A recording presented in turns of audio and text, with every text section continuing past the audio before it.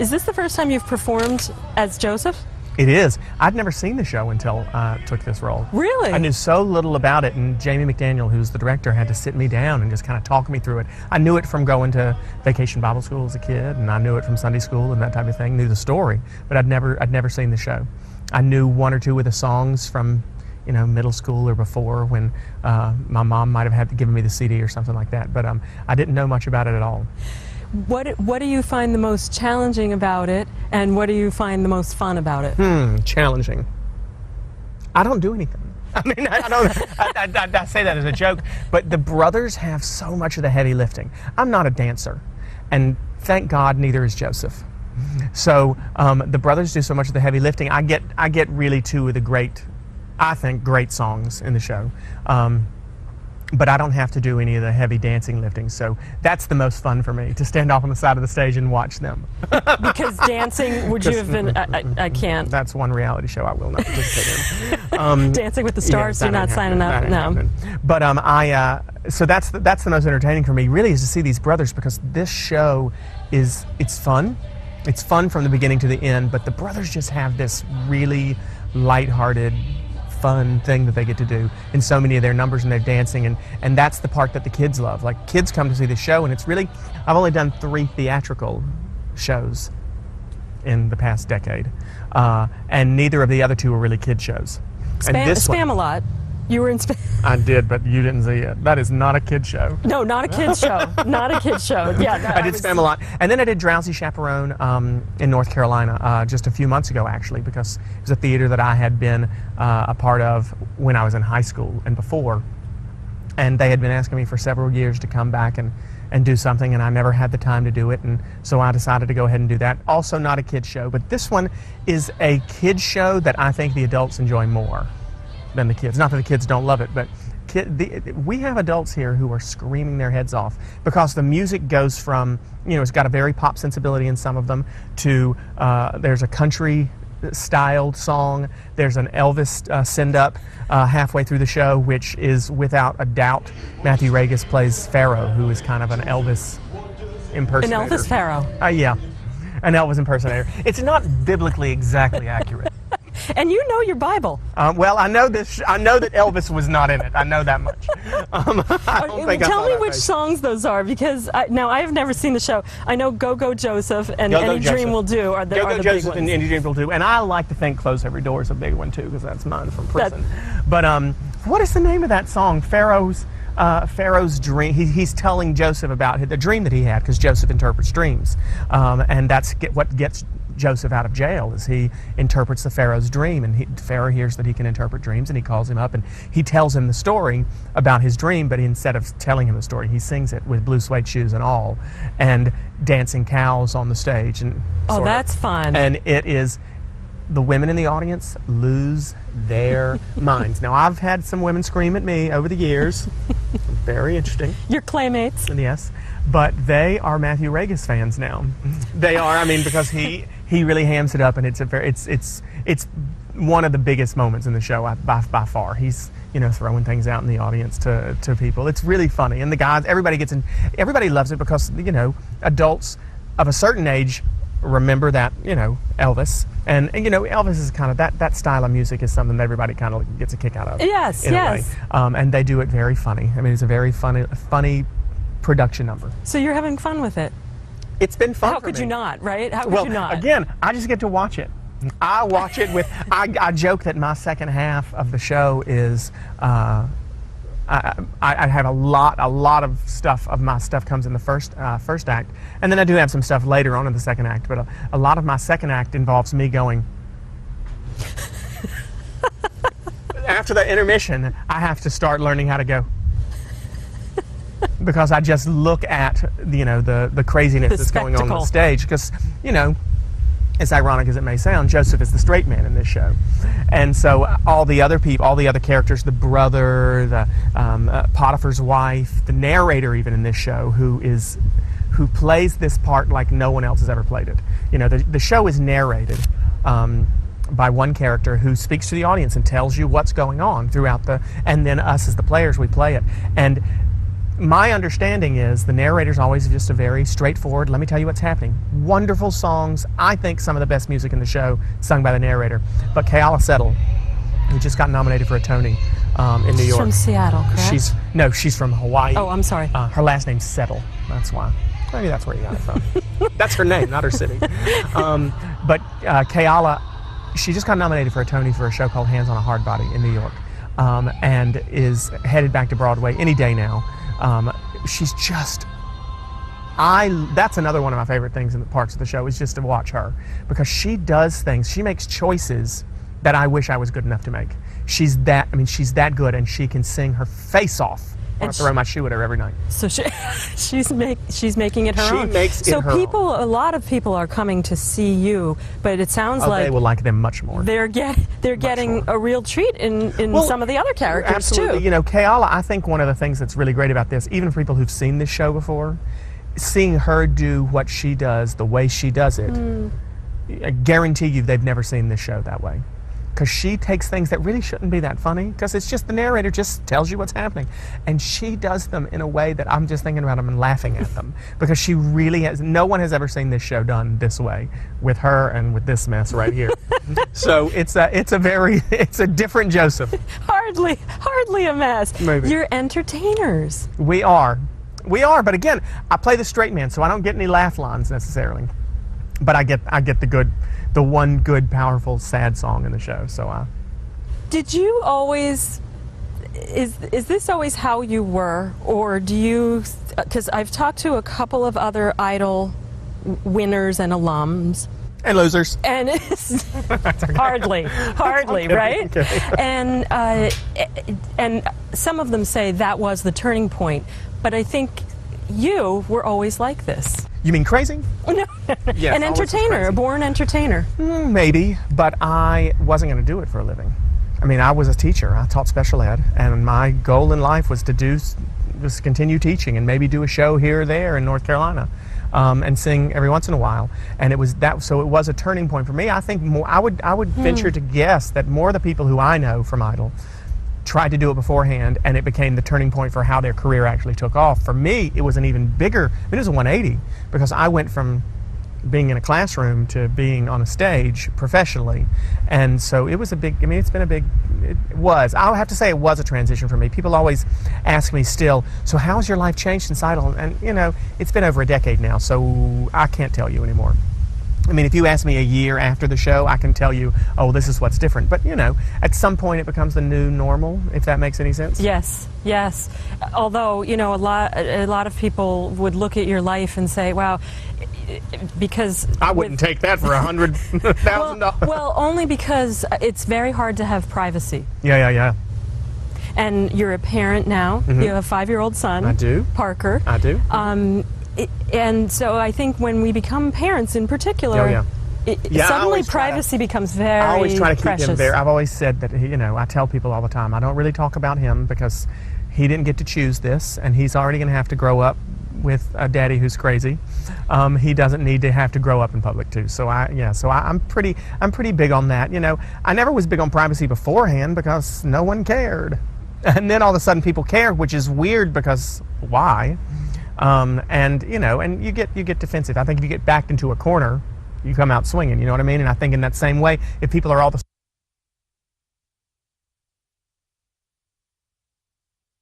sudden trying to, you know, you just get defensive in some ways. And they might not mean it. In some ways. And they might not mean it to be intrusive. It's very hard to have privacy. Yeah. And you're a parent now. Mm-hmm. You have a 5-year-old son. I do. Parker. I do. And so I think when we become parents in particular, suddenly privacy becomes very precious. I always try to keep him there. I've always said that, you know, I tell people all the time, I don't really talk about him because he didn't get to choose this, and he's already going to have to grow up with a daddy who's crazy. He doesn't need to have to grow up in public too. So I'm pretty big on that. You know, I never was big on privacy beforehand because no one cared. And then all of a sudden people care, which is weird because why? And you know, and you get defensive. I think if you get backed into a corner, you come out swinging. You know what I mean? And I think in that same way, if people are all of a sudden trying to, you just get defensive in some ways. And they might not mean it to be intrusive yet. Right, not always. I'm the same way with my sons, and that's exactly what I say. I chose a very public career. Yeah. And plus they're only 6, right? Your Right, son's yeah, only 5. 5, so give them a little time, right? It comes from a place of love, I think, from most people. But there's a line, and I think people have trampled over it so much now that you can't see it anymore. And so he is your son with your former record producer, a female record producer, Right. Jamie Foster. James, right? Yes, Boys James name. Foster. I'm sorry. And then in that same year, 2008 was a big year for you. The same year he was born, you came out in People magazine. And what was that period of time like? Well, I didn't really pay attention to much of anything except for him, being born. I was in Spamalot at the time. So 2008 was a heavy year for me because I was working so much too. Again, it's kind of one of those things. That's been 5 years ago. It's kind of hard to believe. But, my memory's gotten so bad over the years, I don't remember what I was thinking at any one moment. Well, and particularly being sleep deprived with an infant, Yes. right? And working full time, right? Was that a relief, though, to get that conversation over? I don't know. I think to some extent it was a conversation that I had already had with everyone else in my life. And I still say that part of that for me, I feel, was a little bit redundant. I don't think that, I think we were talking here at backstage a few weeks ago, maybe a few days ago, about how I think I was the last person to do it on the cover of a magazine, which I probably did it on the cover of a magazine and didn't need to. We're at a point in society where it shouldn't be a news story for anyone, and mine was different because I just had a child. But I don't know that it was not a difficult conversation because I'd had it before. To me, it was a little bit more of a why do I need to do this at all type thing. A feeling of that, and I'm sure you talked to James about that. Oh yeah. I mean, she was involved in it. Yeah, everybody. This is how we're going to. These are people who. Everyone in my life knew beforehand. So. And this is your family. Oh yeah. Right? And there, if we could go to back a little bit to, you talked about being a special ed teacher. You're still very dedicated to that issue of people being aware and inclusive. Tell us about the National Inclusion Project. Oh yeah. Before Idle, I taught special ed, and I also helped run a summer camp in Raleigh. And I had kids who I taught during the day who weren't allowed at the summer camp because we just didn't have facilities for them. And I wasn't in a position to make decisions, so I had to follow the rules, and it was always something that made me angry. And I even threatened to quit one year because one of my students showed up to camp and they were going to turn her away, and I said, no, or I'm leaving if you turn her away too. And it was always something. I'm sorry to interrupt. Tell us when you say intellectual disabilities, what are we talking about? I taught kids who had autism. But our foundation and the organization, the summer camp, wasn't really equipped to handle kids with, physical disabilities or cerebral palsy or anything like that. So we had to, we ended up having to turn people away because we didn't have the staff, we didn't have the training, we didn't have the facilities, we didn't have any resources to do that, and it frustrated me. And I always kind of thought that it was something that I wanted to do one day, and I even had considered that.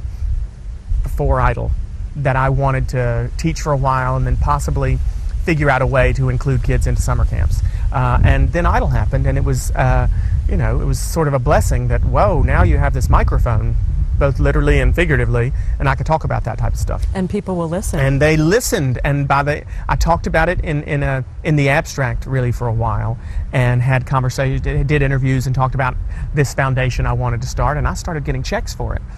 The summer of 2003, and by the end of that summer we had $50,000 donated, checks made out to an organization that didn't exist, a name that I had made up, Buba Lakin Foundation, and we thought, well, we need to start this. And so since that point, and we're celebrating our 10-year anniversary this year in October, and since that point we've started training summer camp programs. We partner with summer camps, after school programs, boys and girls clubs, any organization that includes that works with children, and we help train them, provide the resources, We have a curriculum that teaches people how to make their summer camp programs inclusive or after-school programs inclusive. We train people. It's been really successful. We've got programs in 39 states. We have a lot of programs in New England, and I think we have 1 or 2 in Maine as well. So we've been very fortunate to kind of not only provide that information for specific programs, but we've been able to educate people on the importance of it. And a lot of people think that it benefits the kids with disabilities, and it does, but we find that the people who benefit more are the kids without disabilities, who are exposed to a different population of people. They're no longer these kids who are in the classroom down the hallway who we see at lunch and no other time. And kids, the kids without disabilities end up learning leadership skills. They form friendships and relationships, and then it makes sure that these kids with disabilities are not left out, because so many of them, especially with multiple disabilities that don't affect cognition necessarily, they know they're being left out, and they know that they're not included in these things. And so it's been a real big blessing for me. I know my kids because their school is very inclusive, and my kids, for instance, one of my kids said about a special needs child in his class, oh, he tells me things in different ways. He doesn't really talk well, but no judgment there whatsoever, and no thought of, oh, he should be separate. Right. That's what's great about younger kids, and when you explain it to younger kids early, they carry that with them throughout their lives. Whereas so many people, especially in my generation, had no exposure to that as a child. You get to high school and you see those kids in the other classroom down the hall, or even as adults, we see people with disabilities and sometimes we stare, we shy away or whatnot. Because we don't know what because you don't understand. So you let kids, you include kids at a young age, and just like with everything, can't teach an old dog new tricks. I know you have deep faith, and I'm wondering, it seems that, with this issue, the nation has started, in the last 10 years, has been ready for this conversation about intellectual disabilities and differences in education and more inclusion. And I'm wondering, do you feel like, the universe or there was a greater hand in your success at the time? Yeah. I say all the time that, what do they say? The easiest way to make God laugh is to tell him your plans, and I didn't have any. But I can see places in my life where I was put in this position for this reason all the time, and I like to. I mean, we have to remind ourselves of that. Even I think people do that even if they don't have a religious faith. They, people who don't want to admit that there's a higher power, still admit that I'm here for a reason. And I just realized that the Buble family. I worked with them while I was living in Charlotte, right before Idol. I worked with their son, Mike Buble, who has autism, and worked with him in the community. It was that family that convinced me to audition for Idol. And so if it hadn't been for Diane Buble, if it hadn't been working with that family, I would not have done Idol. It was them who convinced me to do it. I didn't know that. And so I have, so I was there for that reason, and I got where I was on Idol for a reason. It was quickly evident. Because I didn't plan to start an organization. It wasn't part of the plan. I talked about it, and some people sent checks. So there's providence, I think, in a lot of places.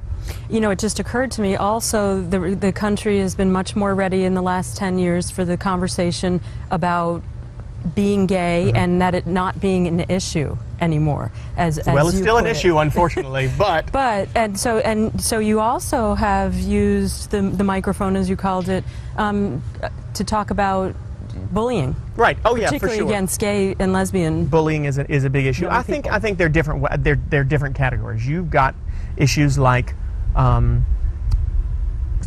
disability or inclusion, where I'm happy to stand up on the bully pulpit and talk about it. I'm happy to stand up on the bully pulpit, so to speak, and talk about bullying.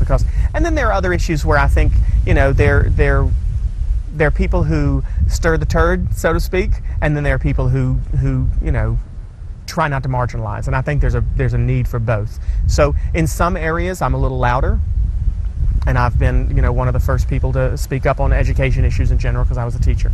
And then some issues, I think that, you need normalization versus marginalization. And so I don't talk about all those topics all the time. but there certainly is power in just being present.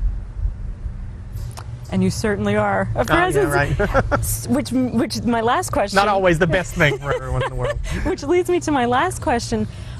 What do you do on your downtime, and how do you find I downtime? do press. No, I don't leave the house. I watch CNN almost all the time. I'm pretty reclusive, to be honest with you. I will wake up and turn CNN on and watch that. Watch a rerun of The West Wing or 4, and you know, I spend so much of my time being on, you know, around people that my off time is best spent being off. And you have to, that's how you recharge your battery. Mm-hmm. Anything else you would like people to know about you that... Is there anything left that they don't? No, or that they haven't dug up somewhere? No, I think it's all there. It's been great talking Likewise, to you. Thank you very much. Absolutely.